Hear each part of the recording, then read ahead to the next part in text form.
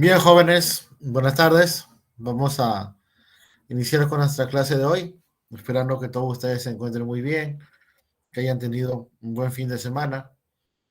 Y bueno, nos corresponde hablar sobre el proceso económico y los factores productivos.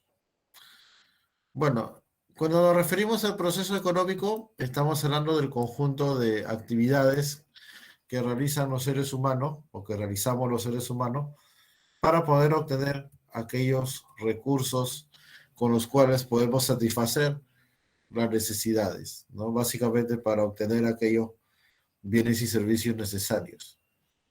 Y bueno, este proceso económico está compuesto por 5 etapas o 5 fases. Y la primera que vamos a ver es la producción. Bueno, como conversábamos la semana pasada, producir se refiere a elaborar, fabricar, crear.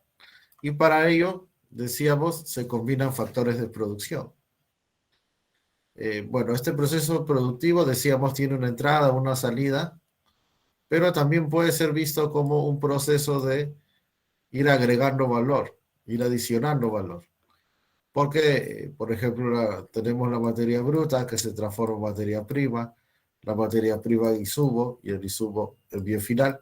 Y obviamente en cada uno de estos pasos, de estas etapas va adquiriendo mayor valor. El bien final tiene un mayor valor que el insumo, que la materia prima y que la materia bruta. ¿Y quién agrega ese valor? ¿Quién realiza ese proceso de transformación? El trabajo. No se olviden, somos los trabajadores los que le damos valor al producto. Obviamente también se utilizan algunos elementos que van a servir de apoyo, como herramientas, equipos, ¿no? Yo, por ejemplo, si tengo un árbol y lo quiero convertir en maderas, no lo voy a hacer solamente con mis manos, pero sí, claro, lo principal es el trabajo. Entonces, esta es otra manera de verlo también, ¿no? Repito, la producción sería una sumatoria de valores agregados, un proceso de transformación.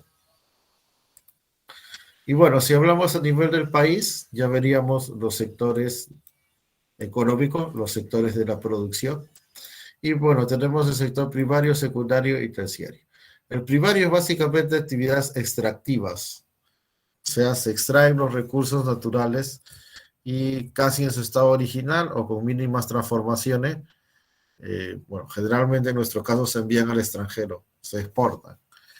Y bueno, ahí tenemos, por ejemplo, la minería, podemos hablar del cobre, principalmente, ¿no? El oro, la plata, el zinc. Ahora también se habla, o se viene ya, el litio. Podemos hablar, por ejemplo, de la explotación forestal, las maderas, justamente.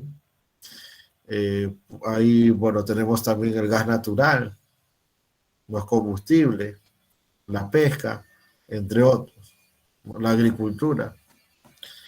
Pero bueno, de todo esto, básicamente para nosotros la minería y concretamente el cobre. Perú, junto con Chile, es el principal exportador de cobre del mundo. Pero claro, la gran diferencia es que nuestro cobre lo enviamos casi como está. En cambio, en Chile no solamente lo envían así, sino también lo procesan, lo transforman, lo refinan. Entonces, ahí tenemos mucho todavía que ir desarrollando, ¿no? Además que de lo que exportamos del cobre, claro, tú ves grandes números, pero la mayoría de eso queda en manos de propietarios extranjeros, de empresas transnacionales. En cambio, en Chile, mira, Chile siendo pues la meca de la economía de mercado, ¿no? O sea, no es un país pues socialista ni nada de esto, ¿no? Pero ellos pues saben que esta es una fuente muy importante de ingresos, de riquezas, y esto lo maneja una empresa estatal, que es la empresa Codelco. Entonces no hay nada de qué sorprenderse, ¿no? Porque yo veo las noticias acá y, por ejemplo, ahora que se habla del gas, ¿no? Dice que el Estado maneja el gas y, uy, sueltan el grito del cielo.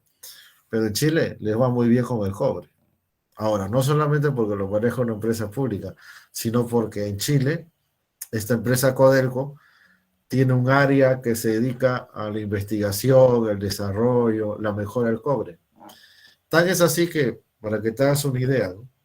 En muchos de los equipos que utiliza la NASA para hacer sus exploraciones. Muchos de esos equipos son hechos con cobre chileno.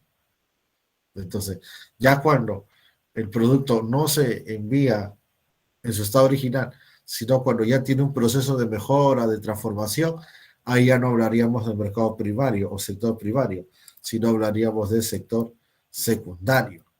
En el sector secundario ya se realizan las transformaciones de las materias primas en insumos o bienes finales. Entonces, en este caso podemos hablar de la industria, la fábrica, la refinación, la manufactura, la construcción, entre otros. Por ejemplo, acá mencionan la industria automovilística. Mira, ahí también es otro punto donde estamos en debe, porque nosotros anteriormente, décadas atrás, acá en Perú, ha habido ensambladoras de automóviles, ¿no? Por ejemplo, acá estaba Nissan, acá estaba Toyota, ha estado Ford, ha estado Volkswagen, bueno, si quieres ir un poco más atrás, ha estado Chrysler, ha estado General Motors. Acá por lo menos había ensamblaje de automóviles. En cambio ahora pues creo que no hay ensamblaje ni de alfileres. Todos estos productos los traemos de China. Entonces, ¿por qué es importante que un país desarrolle su sector secundario? Primero, porque al tener mayor valor los productos, al haber un proceso de transformación adicional, entonces esto significa más ingresos. No, no es lo mismo vender cobre en su estado original que venderlo, por ejemplo, como conductores eléctricos, como cable, ni mucho menos puedes venderlo como parte de repente de un celular o una computadora. O sea, ya ahí se adquiere mayor valor. Además que el sector de producción emplea mucha mano de obra, profesionales, técnicos, entonces genera mucho trabajo. Y bueno, es una de las fuentes de crecimiento económico del país. El sector primario también, claro, pero entiende que al estar basado en recursos naturales, digamos, tarde o temprano esto se va a perder, ¿no? O sea, las fuentes de cobre, las fuentes de gas natural no son eternos. Y además que, bueno, no hay mayor proceso adicional. En cambio, en el sector secundario sí. Y bueno, en lo que es sector terciario, tenemos ya los servicios, que bueno, hay de todo tipo, ¿no? Transportes, telecomunicaciones, salud, etcétera, ¿no? Y el comercio. El comercio también es parte del sector terciario. Entonces, ¿cuál es la principal fuente de ingresos para el país? Al día de hoy, el sector primario. Sin embargo, la mayoría de gente está empleada en el sector terciario, ¿sí? Casi la mitad de la gente. Ahora, bueno, también en este punto, también se tiene que mejorar, ¿no?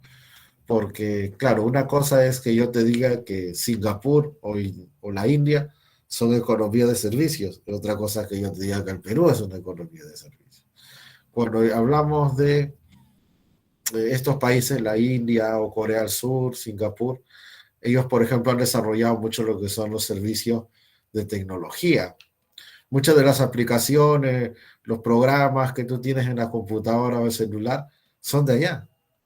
En cambio, para nosotros todavía los servicios son muy básicos, ¿no? Ojo, no lo digo, no quiero que se malinterprete, no lo digo despectivamente, pero para nosotros pues los servicios son, por ejemplo, el servicio, el corte de cabello, ¿no? De repente que te reparen tu computadora, ¿no? O sea, todavía no se da el gran salto, como dirían algunos, ¿no? Pero bueno, esperemos pues, que esto tampoco va a pasar de la noche a la mañana, pero esperemos que se vayan poniendo las primeras piedras.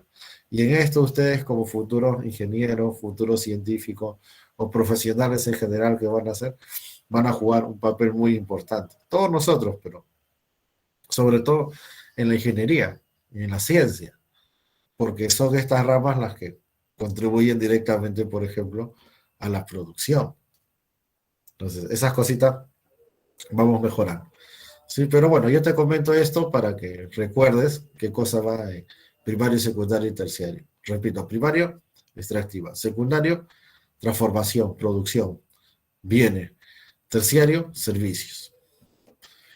Bien, ¿hay alguna duda sobre esto hasta acá? ¿Alguna consulta? ¿Opiniones? Perfecto. Ahora, por ejemplo, cuando decimos que la agricultura es primaria, nos referimos a la que es es, digamos, de consumo interno, ¿ya? Porque lo que es agroexportación sí es considerado como secundario, ¿ya? Bien. Entonces, vamos a hablar ahora sobre la circulación, que sería la segunda etapa. Cuando tú has producido una empresa, por ejemplo, ¿no? Que los productos se mantengan en el almacén es lo mismo que nada, ¿no? ¿A quién le van a servir? Esos productos tienen que ser trasladados a los mercados y eso se da justamente en la etapa de circulación. Entonces, repito, ¿en qué consiste la etapa de circulación? Consiste en el traslado a los mercados, traslado de la producción generada hacia los mercados. Ahora, ¿qué cosa es un mercado? Bueno, para que tú sepas qué cosa es un mercado, tenemos que hablar del intercambio. Y bueno, en este caso vamos a diferenciar entre el intercambio directo y el intercambio indirecto. El intercambio directo es básicamente producto por producto, lo que se hacía antes, el famoso trueque. En cambio, el intercambio indirecto es ya justamente el llamado intercambio mercantil, o sea, que es producto por dinero y dinero por producto. Yo voy a comprar algo, doy dinero, me dan producto. El bodeguero, por ejemplo, ¿no? Si yo voy a una bodega. Y para el bodeguero, ¿cómo es? El bodeguero es, él da producto y recibe dinero. Por eso te digo, producto, dinero, producto. Entonces, el mercado como lo conocemos actualmente es eso. O sea, básicamente surgiría con la aparición del dinero. Y esto es importante señalarlo, ¿por qué? Porque he escuchado por ahí, ya a veces yo entro a las redes un poco de chismoso para ver, digamos, cuál es la información que están recibiendo los jóvenes, ¿no? Yo digo, a ver, ¿qué ideas económicas tendrán, ¿no? Y por ahí, por ejemplo, leí que alguien decía, siempre ha existido el mercado, decía una persona, ¿no? Y claro, esta persona lo que quería argumentar es que como siempre ha existido, siempre existirá por los siglos de los siglos. Amén. O sea que este joven estaba discutiendo con otro y supuestamente quería demostrarle con ese argumento falaz la superioridad del sistema de mercado, ¿no? Ojo, en este momento no estoy hablando si es mejor o peor. Eso pasaría por otra conversación. Pero lo que voy es que el argumento es incorrecto. O sea, puede que sea por otras razones, pero no por esa, ¿no? El argumento es incorrecto porque, primero, no siempre ha habido intercambio.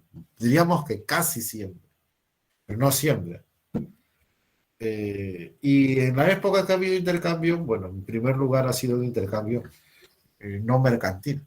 Recién ahora, bueno, ya desde hace bastante tiempo, pero recién en esta época, diríamos, tenemos el intercambio mercantil. Y bueno, antes, ¿qué cosa había, profesor? Bueno, antes era la economía de autoconsumo. Los métodos de producción eran tan básicos, tan primitivos que no permitían generar excedentes. Entonces, lo poco que se producía era para mi familia, pues era para mí, ¿no? Para poder intercambiar tiene que haber excedentes. Y para que haya intercambio mercantil tiene que haber dinero, que es el mercado que conocemos ahora. ¿Estamos claros? Bien. Entonces, dicho esto, vamos a conversar sobre las formas del mercado que hay. Por ejemplo, tenemos los mercados físicos o espaciales y tenemos los mercados virtuales. ¿Cuál es el mercado físico? El que la mayoría de nosotros conocemos. Pues. Por ejemplo, tu mamá te manda a comprar fruta, ya tú vas a tu casera, ¿no es cierto? Hay un mercadito, un local, tu casera tiene un puesto, entonces ya, pues tú vas y compras, ¿no? Pero también están los mercados virtuales, repito, y sobre todo en esta época, después del aislamiento por el COVID, eso se potenció más, ¿no? Los mercados virtuales. Entonces tú tienes Amazon, Mercado Libre, eBay, etcétera, ¿no? Una serie de posibilidades de comprar por internet. Ahora, hay personas que todavía tienen la duda y me dicen, profesor, pero si yo no lo veo, o sea, si yo compro por internet, no lo veo, entonces yo no sé quién es el oferente, quién es el demandante y cómo hablamos de mercado. Ya mira, para que sepas que algo es mercado, principalmente tienen que haber cuatro cosas, principalmente. Oferta, demanda, producto y precio. Entonces, estas cuatro cosas están presentes cuando vas a tu caserita en el mercadito de tu barrio. Sí, tú quieres comprar fruta, eres el demandante. Ella vende, él lo oferente. El producto es el kilo de fruta y lógicamente habrá un precio. Cuando compras por internet, ¿están presentes esos cuatro elementos? También, ¿no es cierto? No interesa que no le veas la cara. Simplemente hay un demandante que eres tú, hay un oferente que es el que vende, hay un producto y un precio que vas a pagar. Entonces, eso es mercado. Y bueno, así como ese caso, tenemos otros, por ejemplo, bueno, esto es lo que ya he comentado, ¿ah? Demanda, oferta, precio, producto, el uso del dinero. Podríamos agregar de repente acá los transportes, ¿no? Transporte terrestre, aéreo, marítimo, el sistema financiero. Bueno, acá en Perú la mayoría de transacciones todavía son mano a mano, ¿ah? O sea, que tú pagas con efectivo, pero en economías más desarrolladas, la mayoría son a través de los bancos, del sistema financiero, pagas con tarjeta. Pero bueno, esto vamos a profundizar más en la semana 11 o 12, me parece que vemos el mercado financiero. Pero ya sabes cuál es lo principal: oferta, demanda, precio y producto.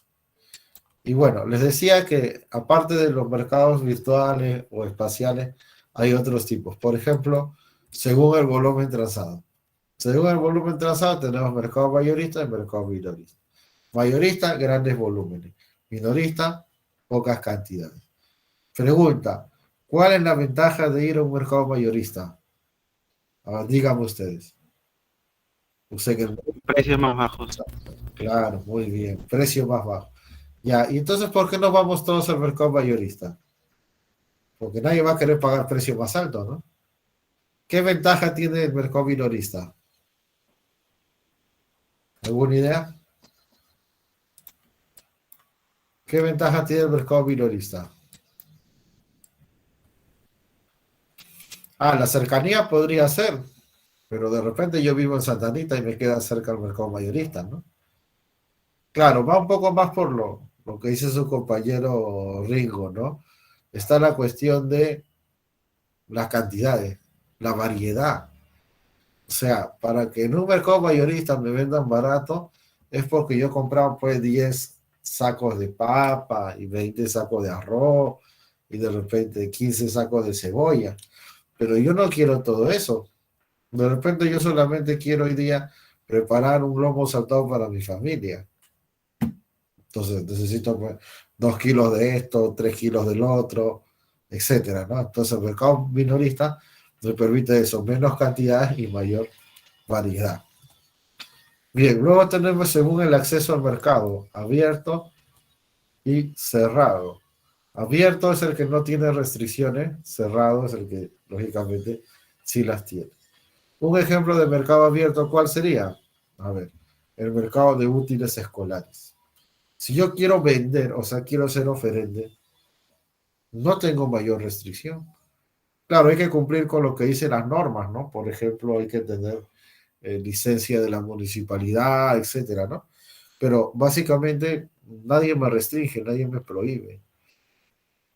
Ahora, en el caso del demandante, tampoco, ¿no? O sea, si tú quieres comprar útiles, si tú quieres comprar, pues, no sé, eh, cuadernos, lapicero, nadie te pone una restricción.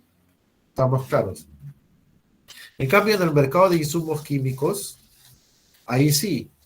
Ya, yo te voy a poner el ejemplo de insumos químicos porque ahí en la PPT está el de la bolsa de valores, ¿no? Ya, ese también es un ejemplo bueno, correcto, pero para entenderlo tienes que haber llevado el tema de mercado financiero. Entonces, como no lo hemos llevado, te voy a poner un ejemplo más facilito, repito, el mercado de insumos químicos. Y tú dirás, profe, ¿qué cosa es eso? Ya mira, vamos a hablar puntualmente del ácido muriático. El ácido muriático, si tú revisas los componentes, es fundamentalmente ácido clorhídrico. Y el ácido clorhídrico se utiliza, entre otros, para la producción de la pasta básica de cocaína. O sea, en conclusión, el ácido clorhídrico termina siendo utilizado por el narcotráfico. ¿entiendes? Entonces, si yo quiero comprar una botella de ácido muriático para limpiar mi baño, no hay problema. Pero si yo voy a Sodimac y quiero comprar 80 galones de ácido muriático, ya ellos tienen, pero no me venden. ¿Por qué? Porque está restringido por las razones que te he dicho, pues. El gobierno no va a pensar que yo soy una persona muy, que le gusta mucho la limpieza y que por eso quiero, pues, tener todo ese ácido muriático. Lo que va a pensar el gobierno es que estoy derivando este producto al narcotráfico. Entonces pone una restricción, así es, ¿no? Pone una restricción, en este caso de las cantidades. Ahora, el que vende también está restringido, ¿ah? Ojo, porque los negocios grandes que venden estos productos tienen que estar en un registro bueno, de la autoridad, ¿no? Que hay una unidad que se encarga de ver el tema de insumos químicos y las empresas que venden grandes cantidades se registran ahí. Los pequeños no, ¿no? Los pequeños están registrados ya justamente en los grandes y los grandes están registrados por el gobierno. O sea, todo está restringido. En cambio, repito, los útiles, no hay problema. Yo vendo cuadernos, tú compras cuadernos y no pasa nada, ¿no? Entonces, esa es la cuestión. Y bueno, también tenemos según el aspecto legal, acá habría cuatro. Primero tendríamos que hablar del formal, ¿ya? Acá ha faltado formal, informal, ilegal y negro. Formal, informal, ilegal y negro. Entonces vamos a comentar primero sobre formal e informal, sobre estos dos. Mira, ¿qué cosa es un mercado formal? Es aquel en el cual las condiciones para hacer el intercambio justamente cumplen lo que las autoridades señalan, las formalidades que las autoridades señalan, los requisitos, las exigencias. Obviamente, en el informal esto no se cumple. Ahora, ¿cuáles son esos requisitos? Por ejemplo, decíamos hace un momento, uno, licencia de funcionamiento municipal. Dos, inscripción ante SUNAT. Tres, certificado de defensa civil. Cuatro, otros más, ¿no? Dependiendo del tipo de negocio. Por ejemplo, cuando tú vendes alimentos, te piden un carnet de sanidad, ¿no? Para que, digamos, no haya peligro que tú estás manipulando y puedas de repente, por ejemplo, contagiar a alguien, ¿no? O en una construcción, cuando la construcción es de más de 4 pisos, te piden un seguro especial para los trabajadores, ¿no? Porque puede haber accidentes. Entonces, hay otros requisitos más, pero fundamentalmente, repito, licencia municipal, inscripción ante SUNAT y certificado de defensa civil. Ahora, lo que es inscripción ante SUNAT implica otras cosas más, ¿no? O sea, si tú estás inscrito ante SUNAT, tienes número de RUC, tienes la obligación de emitir comprobantes de pago, boleta, factura, ticket, y tienes la obligación de declarar y pagar tus impuestos, que es la obligación principal, la obligación sustancial, se le dice, ¿no? Entonces, eso tienes que hacer. Entonces, cuando yo voy y compro en una bodega, me compro una galleta, una gaseosa, un helado, entonces estoy siendo parte de un mercado formal porque se cumple con estos requisitos. Generalmente los mercados formales tienen un punto de venta fijo. En cambio, en el informal no se cumple. Generalmente estamos hablando de los ambulantes, no tienen un punto de venta fijo. ¿Estamos claros? Uno tiene, el otro no tiene. Sin embargo, y acá quiero que prestes mucha atención. Sin embargo, la compra y venta del producto es legal. Porque comprar y vender galletas es legal o no, o está prohibido. Comprar y vender helados es legal o está prohibido. No está prohibido, pues. Entonces, ya sabes la diferencia, ¿no? Uno cumple los requisitos de autorización, todo lo que te he dicho, el otro no. Ahora vamos a ver de la coincidencia. La coincidencia es que en ambos casos, vamos a anotar acá, a ver si tú estás anotando, anota también. En ambos casos el producto es legal. Producto legal. En cambio, cuando hablamos de mercado ilegal, es porque acá sí el producto es ilegal. producto ilegal. Ya no interesa si te venden en la calle, en un local, eso pasa a segundo plano. La cuestión es que si la venta, compra y venta del producto está prohibida es ilegal. Ejemplo, el narcotráfico. Pues. Hablábamos hace un rato, ¿no? Si, por ejemplo, tú vas a comprar cocaína o alguna otra droga, entonces eso está prohibido. Profe, pero hasta me dieron boleta, ya no importa, pues. El simple hecho de comprar y vender cocaína está prohibido, por eso es ilegal. Y así como las drogas, pues tienes la piratería, tienes el contrabando, tienes los objetos robados, tienes los objetos que estaban destinados para ayuda social y los venden, eso también está prohibido, ¿no? Por ejemplo, has visto que los desayunos de los niños que deben ir para los niños de la escuela pública a veces los venden. Ahí dice grandazo, no prohibido su venta, pero están comprando y vendiendo. Eso es ilegal. O por ejemplo, la compra y venta de armamento de guerra. ¿Tú has visto que las bandas de asaltantes tienen hasta mejor armamento que el ejército? Pero eso está prohibido porque la ley dice que el armamento de guerra solamente llega para el ejército y lo compra directamente el Estado. Pero hay mercados donde se venden. Eso se llama mercado ilegal. ¿Estamos claros? Ahora, cuando hablamos de mercado negro, mucha gente confunde esto, ¿no? Mucha gente confunde el tema del mercado ilegal y el mercado negro. ¿Por qué? Porque en el habla cotidiana, la gente lo dice así, ¿no? Incluso en la televisión, donde se supone deberían estar mejor formados, igual, repiten lo mismo, ¿no? Por ejemplo, los de la televisión van a Tacorita, o se van a la Cachina, o van a las Malvinas, pero al fondo, ¿no? ¿Y qué dicen? El periodista, ¿qué dice? Dice, estamos acá en el mercado negro de Tacorita, mire, hemos encontrado que venden armamento. Ya, eso, repito, no es mercado negro. La gente le dice así. Incluso a veces no, uno mismo, ¿no? De repente por la costumbre, pero eso no es. Eso es mercado ilegal. Profe, entonces, ¿qué cosa es mercado negro? Ya, en el mercado negro, así como acá dice producto ilegal, acá vamos a decir precio ilegal. Precio ilegal. Entonces tú vas a decir, profe, a ver, un momentito, profesor. ¿Cómo que precio ilegal? O sea, los precios son precios, pues, ¿no? Son precios de mercado, pues, ¿no? Ya, mira, te explico. Si tú has vivido toda tu vida en Perú, que es lo más probable, entonces tú nunca has visto precios legales. Jamás. Todos los precios que tú has visto en tu vida son precios de mercado. No, te digo en el Perú porque de repente puedes haber vivido en Venezuela. En Venezuela sí hay precios legales. O acá también había precios legales, pero en la época de la García. Entonces, ¿qué cosas son precios legales? Es cuando el gobierno dice cuánto van a costar las cosas.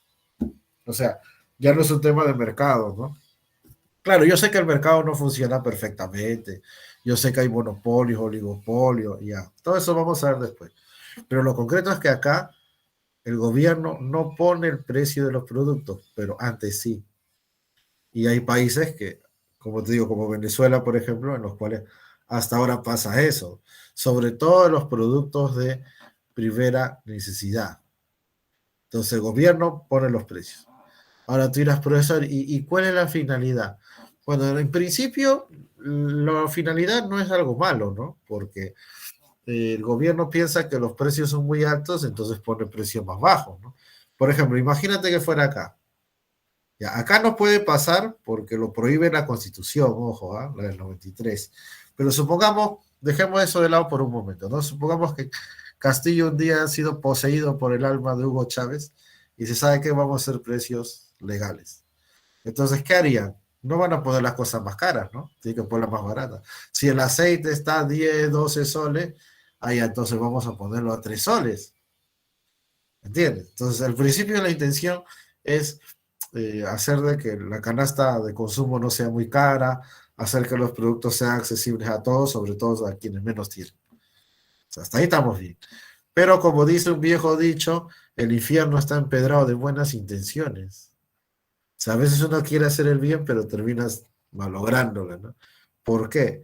Porque en este caso, la cosa termina siendo peor, porque cuando los precios bajan artificialmente, entonces la gente compra más de lo usual, ¿no? O sea, claro, pues si yo cuando estaba a 10 soles compraba 3 botellas, ahora que está a 3 soles, pues compro 8 botellas, ¿no?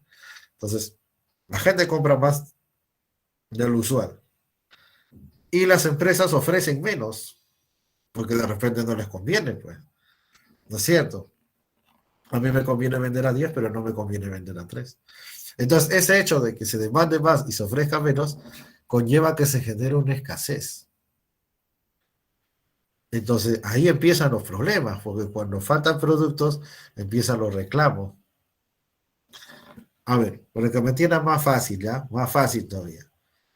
Imagínate que hoy día Castillo da su mensaje a la nación, que tú sabes que dura 10 minutos nomás, y ahí te avisa que a partir de mañana los productos van a bajar de precio. Por ejemplo, el aceite, digamos, de 10 soles a 3 soles.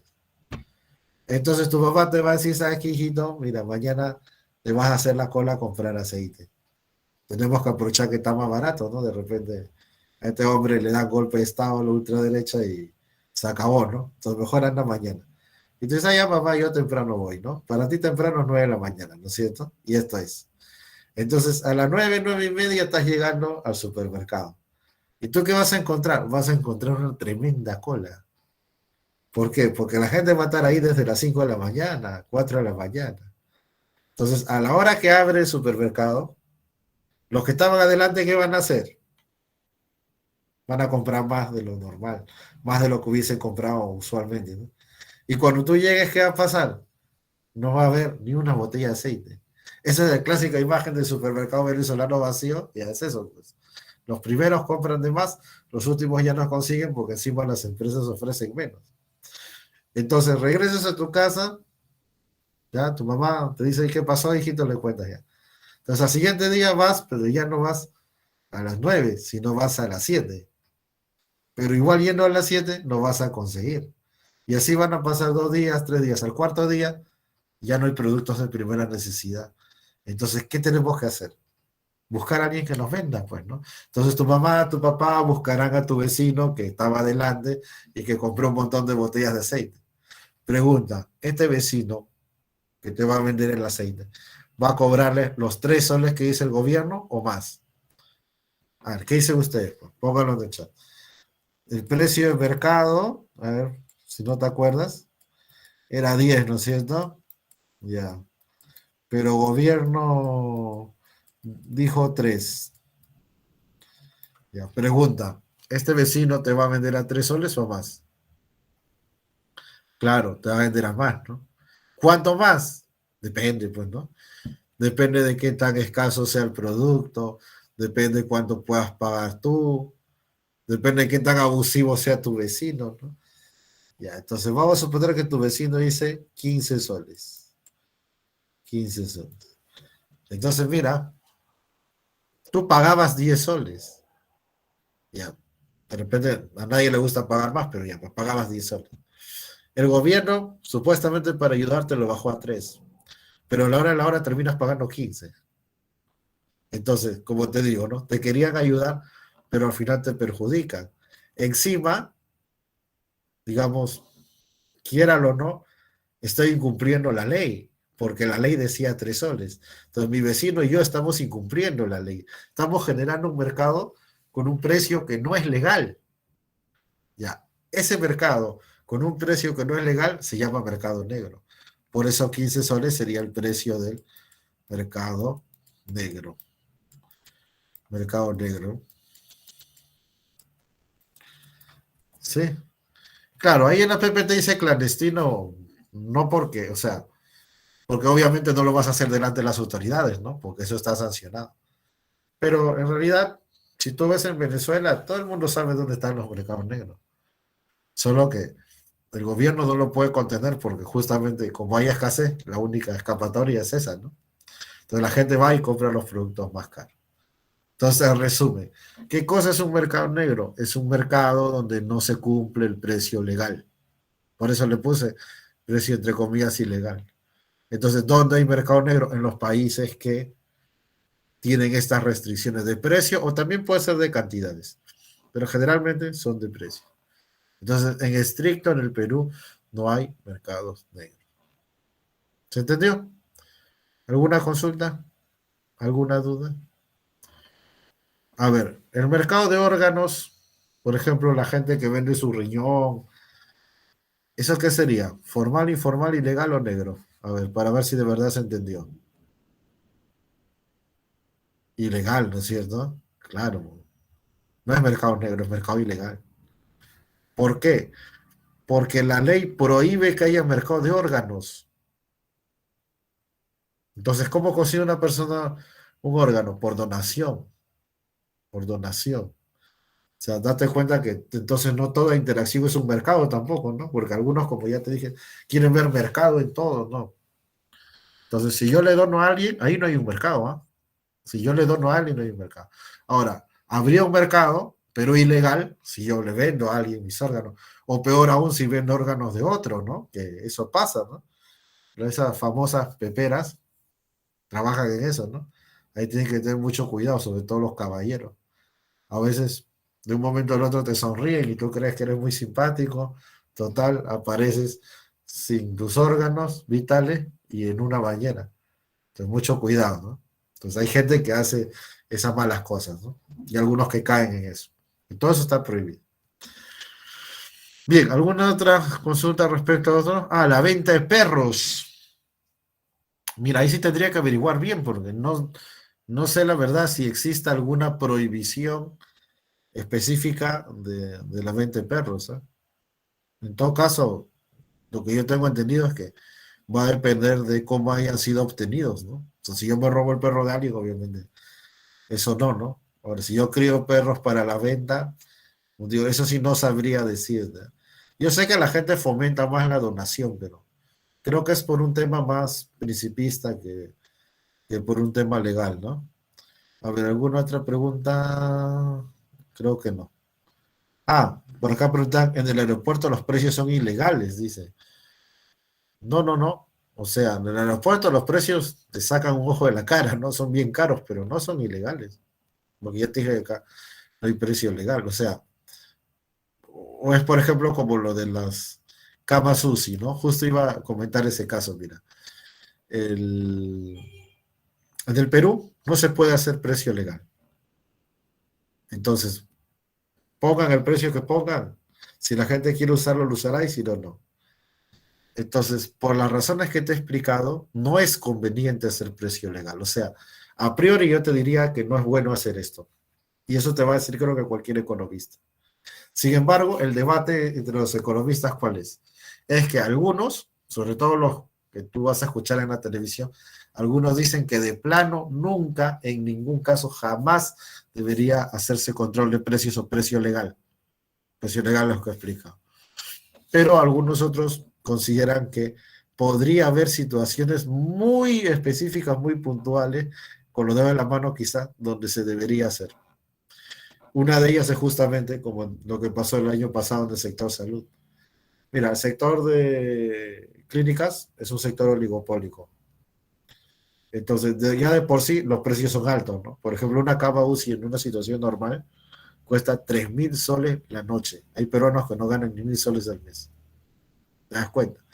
Pero aparte de eso, cuando se dio el tema este del pico del COVID, porque todavía no hemos salido del COVID, pero cuando salió esta primera ola, por ejemplo, ¿no? Esa cama llegó a costar 100.000 soles, incluso había gente que hablaba de 120.000. Entonces, ahí ya no me vas a hablar de oferta y demanda, pues. Eso ya es un atentado contra no solamente la salud pública, sino contra la vida humana en general, ¿no? Ahí no me vas a decir que la oferta, que la demanda, que el precio, que el mercado es el mejor asignador, ¿no? Esa es una distorsión de la economía del mercado. Eso no es una economía de mercado propiamente. Entonces, quizá en esos casos muy puntuales podría ser. Pero como te digo acá, ya no quieren entrar en ese debate y simplemente dicen que no, pues. Porque efectivamente, pues en muchos casos no es conveniente. Habría que ver que otros, ¿no? Entonces, te explicaba esto porque por el mismo caso del aeropuerto, ¿no? O sea, los precios pueden ser astronómicamente altos, pero no, o sea, no los pueden sancionar por cobrar demasiado. Bueno, ya ve la gente si lo usa o no, ¿no? Solo que en el caso de la salud es algo más delicado, porque eso sí atenta contra la vida humana, ¿no? Y bueno, creo que con esto ya respondí las preguntas, ¿no? Ya vamos a averiguar bien lo de los animalitos. Sí, ahora lo que sí sé que está prohibido es el mercado de animales, diríamos, silvestres, ¿no? O de repente salvajes se les puede denominar, ¿no? Por ejemplo, yo quiero, no sé, un gusto excéntrico, ¿no? Claro, exóticos sería el término. Yo quiero algo, una cosa, ¿no? Por ejemplo, no sé, quiero tener en mi casa un cocodrilo o un lagarto, ¿no? Bueno, acá en Perú serían cocodrilos, ¿no? Entonces, yo no puedo ir y de repente cazar uno y vendértelo a ti, ¿no? Porque eso está afectando ese ecosistema, ¿no? Eso sí está prohibido. Pero sobre los animalitos digámoslo, típicas mascotas, perro, gato, eso sí habría que averiguar. Ah, también lo que son especies que están en peligro de extinción también, eso está prohibido. Bien, entonces, bueno, creo que está clara la idea, así que vamos a explicar esto. Esto es el flujo circular de la economía. Esto de acá es un modelo. ¿Qué te dije la primera semana? Modelo, representación simplificada de la realidad. Ahora, este modelo me va a servir para explicar qué cosa. El funcionamiento de los mercados, sobre todo de los mercados reales. Pero bien, para poder hacer eso, necesito estos dos polos económicos, familias y empresas, y estos dos flujos económicos, nominal y real. Las familias son unidades de consumo, las empresas son unidades de producción. A esto también podemos agregarle el Estado o el gobierno, ¿verdad? Pero eso vamos a hacerlo después.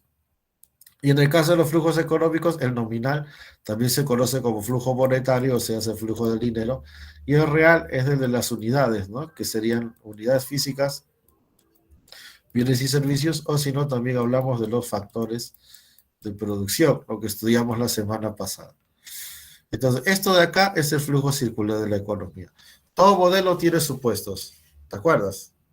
En este caso, el supuesto es que no hay ahorro, o sea, todo el dinero va a circular. ¿Por qué? Porque si hubiera ahorro, tendría que incluir acá una entidad donde uno pueda ahorrar, o sea, tendría que incluir los bancos, la financiera, etcétera. Y eso todavía no vamos a ver. Esto es una versión básica, simple. Esta es la versión que viene del examen. Entonces, esto es lo que tienes que estudiar. Pero bien, entonces te decía de que con esto vamos a ver cómo funciona el mercado. Empecemos por el mercado de bienes y servicios, el que está acá arriba. En el mercado de bienes y servicios, la empresa, ¿qué cosa es? La empresa es oferente, ¿no es cierto? Es la que produce y ofrece. Y las familias, por otro lado, son demandantes, ¿no? Nosotros compramos los productos que son elaborados por la empresa. Entonces, ¿cómo se leería esto de acá? Bien simple, ¿no? Vamos a decir que las empresas, primero la flecha verde, ¿ya? Las empresas producen bienes y servicios que son ofrecidos en el respectivo mercado, los cuales son demandados, son consumidos por las familias.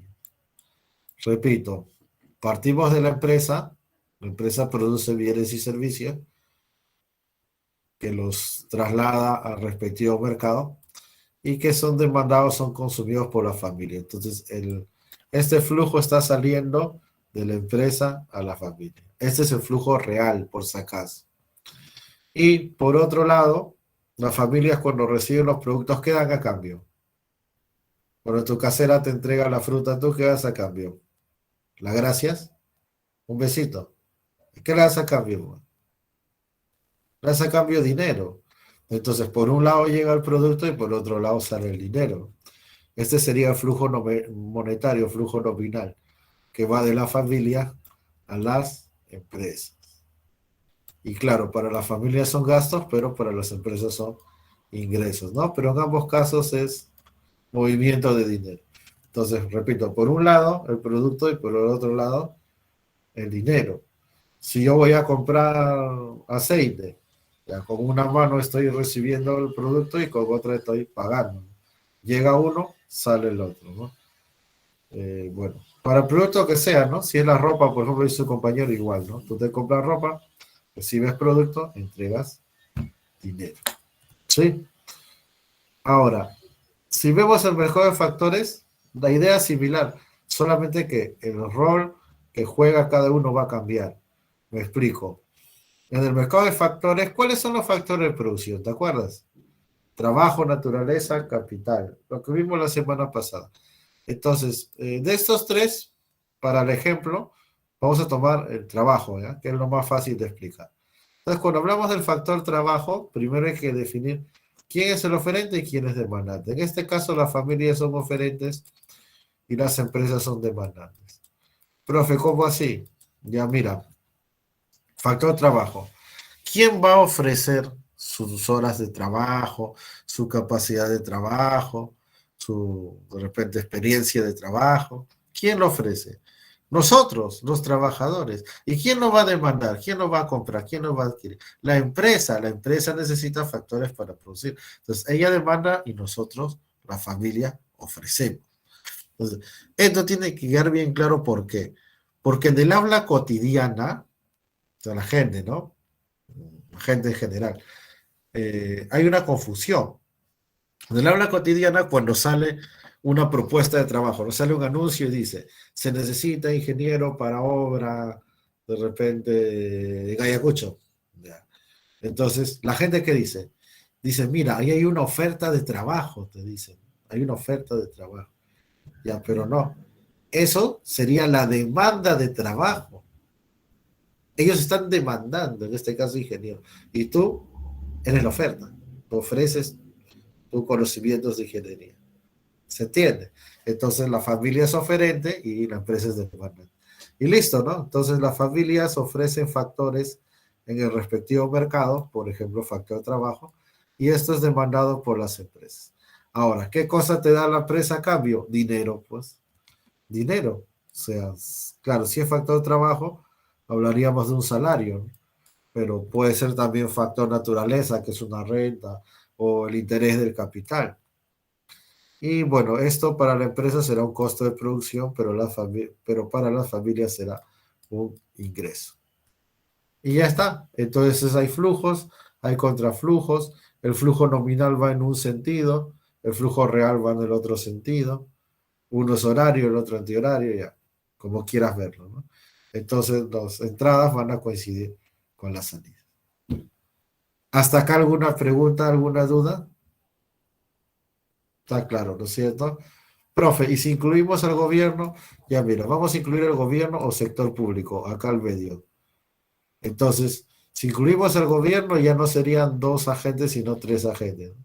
Y el gobierno va a recibir dinero tanto de las familias como de las empresas. ¿Por qué razón? Por el pago de tributos, por el pago de impuestos. Entonces, las empresas pagan impuestos, las familias también. Recibe dinero de ambos lados. Pero también puedo otorgar, en un caso, transferencias y en el otro caso, subsidios. ¿Ya? Por ejemplo, podría ser transferencias en bienes y servicios y subsidios podría ser en factores de producción. Me explico. Por ejemplo, ahora el gobierno nos ha vacunado, ¿no es cierto? Bueno, ustedes todavía, pero a los mayores sí. Entonces, ¿nos ha cobrado o no nos ha cobrado? ¿Por qué? Porque se entiende que el gobierno tiene dinero de los impuestos que pagamos. Entonces, ¿qué nos han dado? Vacunación. O, por ejemplo, cuando hay un terremoto o un temblor, la gente pierde su casa, el gobierno le da frazada, le da alimento, le da una carpa, no les cobra por eso, solamente le está transfiriendo, no hay contrapartida. Pero claro, el contraflujo es el impuesto, ¿no? Que ya se pagó. Y en el caso de las empresas, lo mismo. Ojo, en el caso de las empresas, el gobierno, en ambos casos, ¿ah? Pero sobre todo en el caso de las empresas, el gobierno tiene que justificar que eso es de interés nacional. O sea, ¿por qué razón el gobierno le tendría que dar a una empresa privada máquina, herramienta, de repente si es agrícola, fertilizantes? ¿Por qué? porque es de interés nacional. ¿Qué pasa si las empresas agrícolas no están en capacidad de producir los alimentos que necesitamos? Entonces hay problemas, pues, porque empieza la escasez de comida, empieza, bueno, hasta la hambruna, ¿no? Caso extremo. Entonces, ¿el gobierno qué hace? En algunas ocasiones, en algunos años, cuando las empresas agrícolas no han contado con lo que necesitan, entonces el gobierno les ha dado. A eso se le llama subsidiar, o a veces también con dinero, ¿no? Pero en este ejemplo estamos poniéndolo con productos, que el Estado le da estos factores para que pueda producir. Y bueno, entonces la idea sigue siendo la misma, ¿no? Los flujos de entrada siguen coincidiendo con los flujos de salida. Y no te olvides que no hay ahorro. Y bueno, si esto se entendió, lo demás es facilito, porque mira, la etapa 3 se llama distribución. ¿Qué cosas se hacen en la distribución? Se realiza el pago a los factores. Y eso ya lo hemos visto la semana pasada, pues. ¿Cuáles son los factores? Estos de acá. Trabajo, naturaleza, capital. Empresa, Estado. ¿Cuáles son los pagos? Los de aquí. Trabajo, salario, capital, interés, naturaleza, renta, empresa, ganancia, beneficio, el Estado, los tributos. Esto ya lo vimos la vez pasada, incluso lo hemos vuelto a ver hoy. Etapa 3, distribución. Etapa 4, consumo. Ya sabes qué cosas consumir. Es el uso, es la utilización. Es donde se da la satisfacción de la necesidad. Ahora, ¿de qué depende el consumo? Bueno, ahí sí hay teorías, ¿no? Por ejemplo, la teoría de Keynes dice que el consumo depende del ingreso disponible. Esto sería Keynes. ¿Qué cosa es el ingreso disponible? Es el ingreso que tienen las personas luego de pagar los impuestos.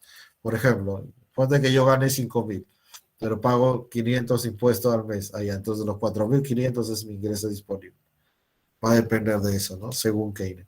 Y según Friedman, que es otra teoría ya, esto va a depender del ingreso permanente. Lo que pasa es que todo tu ingreso, que se conoce como renta absoluta, tiene una parte transitoria y una parte permanente. Entonces, la parte permanente sería la que determina, ¿no? En el mismo ejemplo que te di hace un rato, ya 5.000 soles es mi ingreso permanente, pero de repente cada 3 meses yo doy una conferencia sobre temas económicos y me pagan 500 soles más. Ya, eso no sería permanente, pues es algo eventual, es algo transitorio. Entonces, según la teoría de Friedman, lo que la gente tiene en cuenta no es todo el ingreso, sino el permanente. Pero bueno, esto es algo complementario en realidad. Por ahora lo que interesa es saber qué cosa es el consumo y en qué etapa se da. Y bueno, tú podrías decir, profe, ya, pues ya consumí, ya se acabó. Pero ¿qué hemos dicho en las primeras semanas? Hemos dicho que las necesidades son ilimitadas. Entonces tú necesitas consumir una vez, 2 veces, 3 veces, N veces la sociedad. Entonces, para seguir consumiendo hay que seguir produciendo. Y para seguir produciendo necesitamos invertir, que es la etapa número 5. ¿Qué cosa es la inversión? Inversión es incrementar el capital. ¿Cuál capital? El capital físico. ¿Qué es capital físico? Te dije la semana pasada. Insumos, materias primas, máquinas, herramientas, equipos. ¿Estamos claros? Entonces, todo eso, cada vez que producimos, necesitamos ir renovando, necesitamos ir ampliando. Entonces, eso es invertir. Pero para invertir necesito plata, o sea, para comprar máquinas necesito dinero.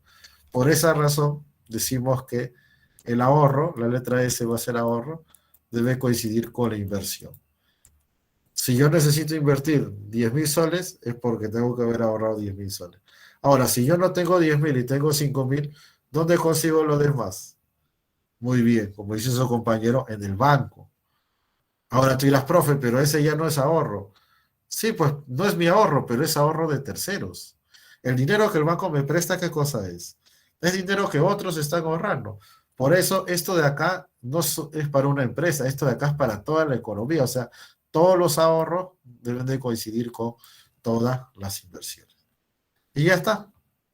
Así de sencillo. Entonces, para resumir, y con esto nos vamos, 5 etapas, ¿no? Producción es crear, elaborar, fabricar. Circulación es trasladar al mercado. Acá se forman los precios, obviamente. Circulación es pagar a los factores. Pago a factores de producción. Consumo es la utilización, el uso. Y la inversión es incremento de capital. Y ya sabes que se cumple que el ahorro es igual a la inversión. Y así es como este proceso se da una vez, dos veces, tres veces, n veces por los siglos de los siglos. Amén. Bien, jóvenes, entonces acá tienen las claves y con esto hemos terminado. Cualquier consulta sería la próxima semana. Muchos éxitos en sus exámenes. Nos estamos viendo. Hasta luego.